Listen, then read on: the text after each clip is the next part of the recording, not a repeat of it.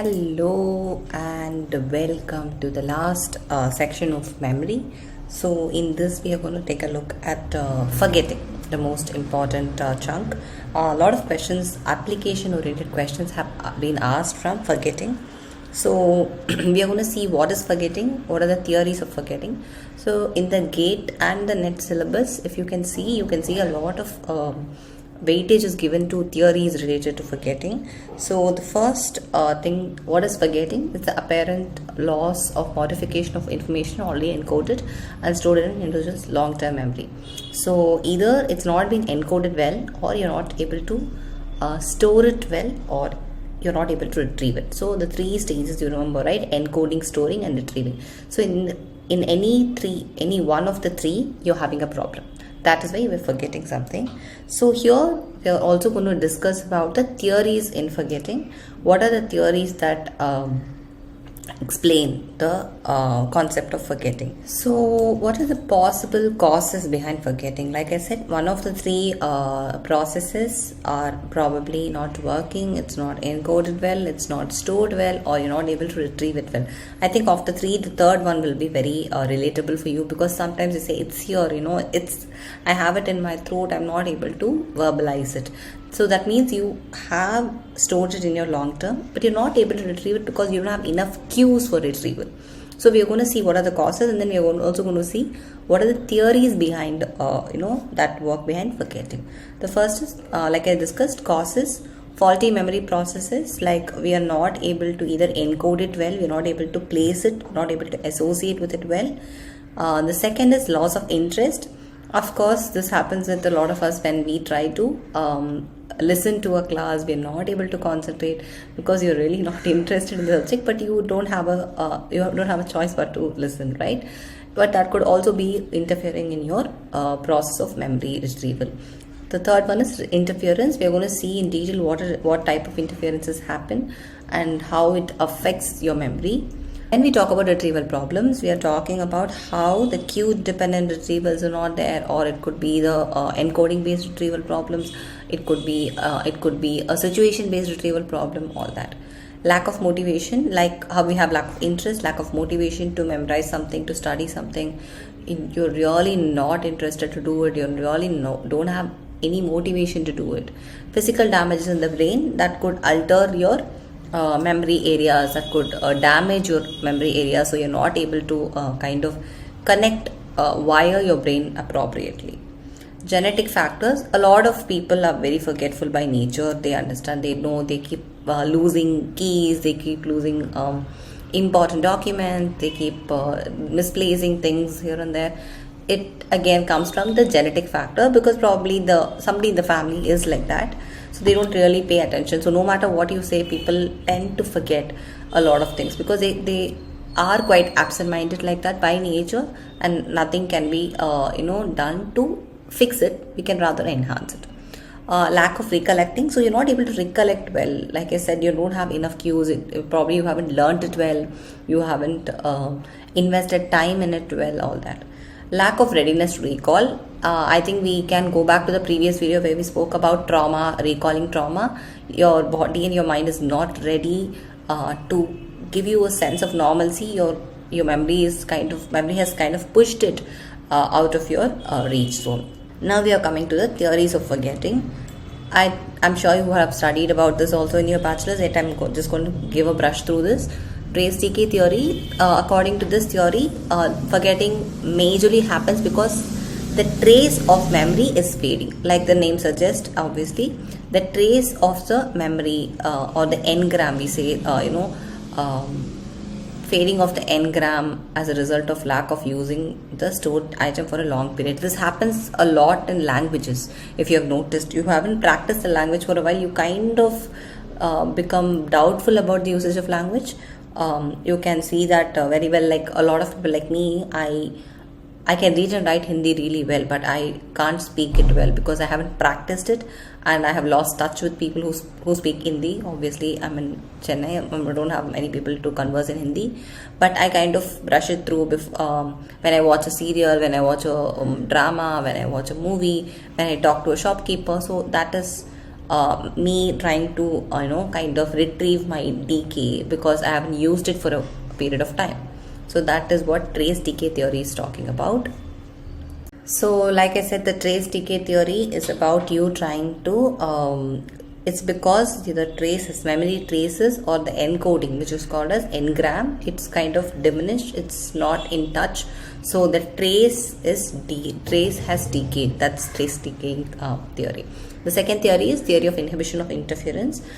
This often happens with a lot of times. I am sure many of you can understand this when I hate people who interfere when I'm talking. Cut me through a sentence, or like midway through my sentence they'll bounce and say something, and then I'll completely forget my train of thought. I'm sure this happens with a lot of people. That's one major reason we get irritated when this happens, is that we are not able to make our point because we lost our train of thought, right? So we're not able to kind of put it together and tell it when somebody interrupts you when you're talking. This is somewhat similar to that incident or that instance. So the theory of inhibition or interference is saying that forgetting occurs because of the interference inhibition of memory traces of other stored or learned items. I'm going to go back to the example I gave in a few videos back. I gave this example of you learning French. When you learn French, you tend to forget your English spellings. You kind of misspell other things in both the languages. So that is where the interference is kind of not letting you perform this well because of something that you've already learned. So there are two kinds of interferences. I think this also you must be aware: proactive inhibition, retroactive inhibition. That is, what is proactive? How to remember this? I'll tell you. So retro means what? Retro means something old, right? So when you say in retroactive inhibition, inhibition of the earlier learning and recall by the later learning. So the earlier learning is the recall of the earlier learning is kind of delayed, or it could be interrupted because of something. That's why retro. When you say retro, we always talk about old things, right? So inhibition of the earlier learning and recall by later learning. So basically, the first thing that you learn, like example, the French English example I'm going to give, I learned English first. So I'm not able to recall good spellings of the English words because of the French that I've learned. That is retroactive. Proactive means if early learning interferes with the later learning and inhibits recall of the new material. So here proactive inhibition means the new material is not stored properly. The new material is not, you're not able to present the new material in the right way. This is proactive inhibition. So retroactive inhibition is when you can't recall the old material, whereas proactive inhibition is when you can't recall the new material. So these two are the types of inhibitions or interference that you have with respect to theory of inhibition or interference. It's repression theory or repression theory. It's spelled wrong. Repression theory suggests that I'm sure you all are familiar with Freud. So he's talking about the defense mechanism, which is called repression, which means the painful memories or painful events are thrown into the unconscious mind and you don't want to remember them. So and we all do know that unconscious is kind of inaccessible. So you want to throw your painful memories to the unconscious mind, and so that it doesn't surface back. So what is retrieval failure? Retrieval failure is also called as cue dependent forgetting. That is, you don't have enough cues for you to retrieve your data. That's why your memory is failing you. That's why you're forgetting. That's the concept behind retrieval failure. So what can you do for you to not forget? Basically, we can add a number of cues. We can add different types of cues for us to remember it better. So we can prevent forgetting eventually. The first type is semantic cue. Semantic cues are used when your memory is retrieved because of its association with something else, like remembering a friend of a friend. So you remember what a friend of a friend does because your friend have told you, and you connect both of them and see, I remember this person, I have seen this person in this person's wedding, so I think they both are friends. So that is the connection that you're establishing. That's a semantic cue. The second is state dependent cues. That is telling you what is your state of mind when you're trying to encode it. Example, so I have in my professor used to say, when you are in a more motivated state of mind, like whenever he burst this whole myth of you if you wake up early in the morning and study, you'll study really well. So he's told us, like, see, all of us have very different productivity times, as such, the productivity zones, as we say. I'm a morning person, you may not be a morning person. So in the morning I'm more happy, I'm more productive. So when I learn something in the morning, I tend to learn it better. So that's a state dependent cue that is governed by the state of mind at the time of encoding. Whereas when you're trying to rush through something, when you're really irritated, when you're really upset, your memory is definitely going to be not as good as when you are in a good mood. Context dependent cues. So this is one other thing that we all tried when we were in college, is that so my professor said the place in which you learn helps you in retrieval. Okay, this was one just sentence he said. So what all of us did was the next exam, following exam, all of us were in the exam hall sitting and studying. We're not supposed to be there, because in the university exam, you're supposed to, clean the classroom before the exam. You're not supposed to enter the classroom before the exam time begins. But we were all very, fixated with the idea of, okay, if I sit and study here, I'll remember it really well. So we all went and sat on an exam. So it's a context dependent cue, that is depending on the environment and situation. Sometimes I can also give you one more example on this, when sometimes you recall what this person, where this person was, or what this person was doing when you met them. I remember he was wearing a black color t-shirt. I remember she was wearing a green color kurta. So that is a context dependent, that is environment. Or I met him in a camping area, something like that. So that is an environment related cue for you to recall. Motivated forgetting. So what is motivated forgetting? From a strong motive or desire for you to forget, because the experience is so disturbing, you don't want to remember, it's so upsetting for you to remember, you tend to push it to your long term, out of your long term memory to your unconscious, right? We can recall the betrayal forgetting that we did for the trauma survivors or the victims, right? So betrayal forgetting is a classic example of motivated forgetting. I want to forget this, so I'm forgetting it. So what is this Gestalt theory of forgetting? So what do Gestalt theory is? So Gestalt is a pretty recent theory that is talking about you're forgetting your memories because you're getting distorted. Your memories are getting distorted. That is, when your memory is lacking a detail, when your memory is you're not able to complete a memory, you're not able to make it a whole, you kind of incorrectly recall your memory. So Gestalt theory is what you always, the whole is equal to the sum of parts, right?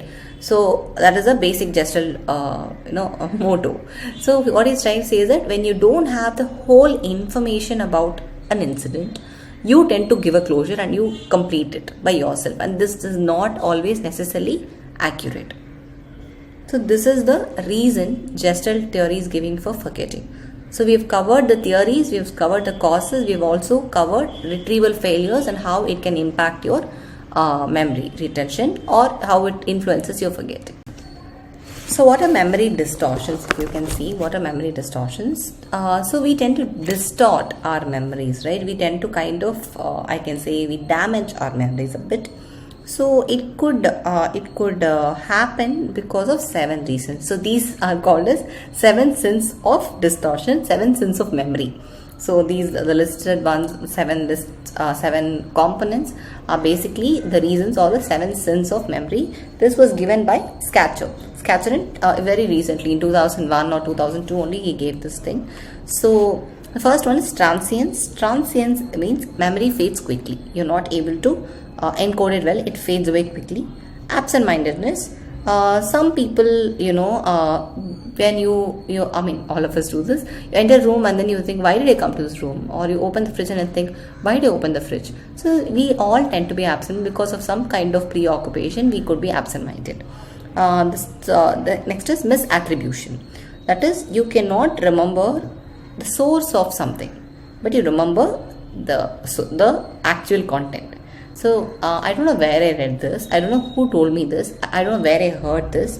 So people think they saw heard things that actually they didn't hear. They kind of they dreamt about it, or they have the conviction so strongly inside their mind that they assume that they heard it from someone, they saw it somewhere. That could be misattribution. And the next one is blocking. People sometimes, we do know that we should remember something, but we don't remember it, right? Like I know I have to tell this person something. Many times I've done this. I've called this person, I'm like, I know I called you for something, but I really don't remember what it is. And a lot of people have done it to me also. So I do understand this is like you're completely blocking that information. You're not able to retrieve it. Your memory is not able to understand why is it. Sometimes I kind of scroll through Instagram Reels or Facebook Watch. I see something and then I think, okay, then tomorrow I have to do this. And then I forget the next reel. I forget, okay, what did I see? Then I go back to the reel and retrieve whatever I wanted to do. So that's why I am unblocking my blocking. Next is persistence. Like persistence can be like, black tick, spotting the black sheep kind of a thing. I have always, for instance, I'm also a freelance writer. So I've always gotten good feedback from my clients. But I got one bad feedback like last week. Imagine I didn't. But imagine I did. I'll remember that bad feedback really well. And I would never work with a client again because he gave me bad feedback. But because all my experiences are positive, this one experience is negative, I remember it very well. That is persistence. Suggestibility is that we are all vulnerable to an extent, we are all susceptible to an extent, right? So if somebody had suggested us something, we might feel strongly that we have seen it, we have perceived it, but it's actually a suggestion rather than a perception. The last one is bias. Obviously, we all have our stereotypes, have our cultural bias, we have our language bias, we have all types of biases that influences our memory recall. The last part is mnemonics. Mnemonics are like these memory devices that help you recall better. I told you about acronyms, it could be full forms, it could be like drawing a schematic representation. So Gerald Miller is this person who told that mnemonics increase recall. And when you extensively use mnemonics, your memory gets used to it, and your memory recall is much better than other people. So we have many different techniques in mnemonics. So with this we successfully conclude the memory chapter, but we have a little small bit that we have left, that is the mnemonic techniques. Before I go to the end of the video, I want you to all to refer your friends to subscribe to Ulam, for me to make more consistent videos, for me to have some motivation to make these videos. Do subscribe to us. I am also going to send a set of question papers for memory. If you are interested in getting these question papers, and if you want to be if you want further evaluation of the question papers also, you can write to me in the mail ID that's given here, or you can also comment in the box that I would like to get the question papers to this ID. I will definitely mail them. If you're not comfortable commenting it outright, you can send a mail to seekhelpchennai@gmail.com. I will send you the question papers. The question papers are free, but the evaluation is paid. We will talk about this in the forthcoming videos more. So mnemonics, when you see the techniques of mnemonics that we use to improve memory is one is I'm sure you all would have heard about method of loci. That is, you visualize walking around on an area with a distinctive landmark well, and then you kind of remember how you connect to it. Like for instance, you visualize an interactive image between your word and the landmark. Suppose you have 3 landmarks on your route to school, okay, like a yellow color house, or it could be a big giant tree, and you have a basketball court. So you might imagine a big sock on top of this giant house in the place of chimney, the pair of scissors cutting the big tree, and apples replacing the basketball. So you would actually remember this list like a visual tale, right? That is method of loci. Page word system is associate each new word. This is the second one, that is page word system. Associate new word with a word on a previously memorized list and form an interactive image between 2 words. That is, let's say, like they say, right, 1 is a bun, 2 is a shoe, 3 is a tree, and so on. So you remember that you have to remember 1, a sock, and the 2, and then you might imagine the sock between the 2 bun, the sock stuffed inside a shoe, pair of scissors you need. So all of this you remember these words first, recall, and then you visualize them having interactive images. And then acronym, you all know that, like WIBGYOR, it could be IPAC, it could be APAC, or like the UNESCO, UNICEF. All these are acronyms. Keyword system, from interactive images, from the links that sound meaning of a foreign word with a sound and meaning of a familiar word. That is, you need to learn a new word in French, let's assume. So you would remember what that would sound like. You want to remember, something like entrepreneurship. Okay, entrepreneur is a French word, right? So you remember first how it sounds, and then you associate it with something. Enterprise, right, in English. So enterprising individual or something like that, and then you come to the word entrepreneur. So that is a keyword association system. Categorical clustering. Obviously, when you go for the grocery shops, you tend to cluster your categories together. Like for instance, I often do it by meals, right? Breakfast items, lunch items, dinner items, fruits, vegetables, herbs, all that. So this is categorical clustering. I think I've covered most of it. Acrostic is one other thing, that is form a sentence rather than a single word to help you remember. Like I said, instead of just taking one letter from each word, and then you form, instead of remembering a whole sentence, it's easy for us to remember 3-4 words, right?